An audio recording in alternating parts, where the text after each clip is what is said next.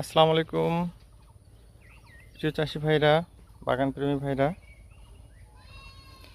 আমি নতুন করে একটি কমলা বাগানের উদ্দেশ্যে আমি কিছু রুট লাগিয়েছি।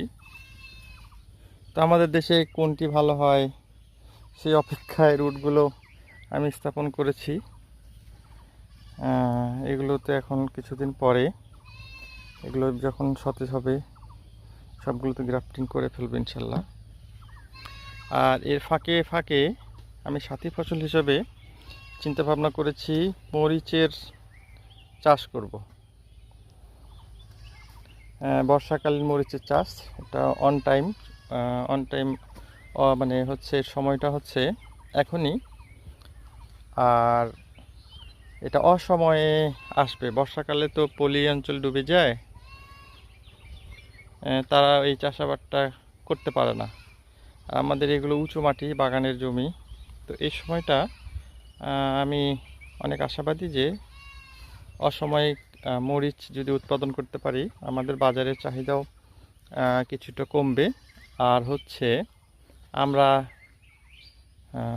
আশা করি মূল্য ভালো পাবো, লাভবান হব, এই আশায় আমি রোপণ করছি।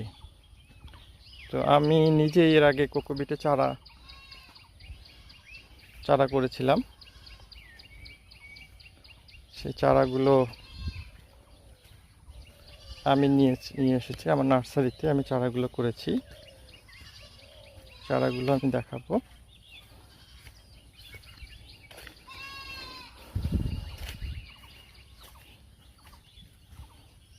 এই যে আমার এই চারাগুলো, আমি এটা বাজার থেকে পরীক্ষা নিরীক্ষা করেই নিয়েছি।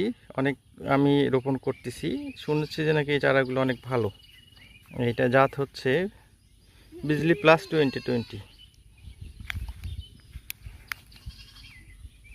দেখুন, অনেক সতেজ চারা। কোকোপিট করার উদ্দেশ্য হচ্ছে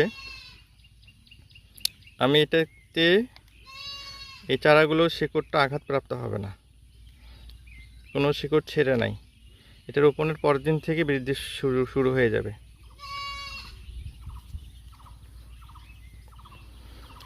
এটাতে আমি আধুনিক একটি পদ্ধতি অ্যাপ্লিকেশন করেছি, সেটা হচ্ছে মালচিং পদ্ধতি।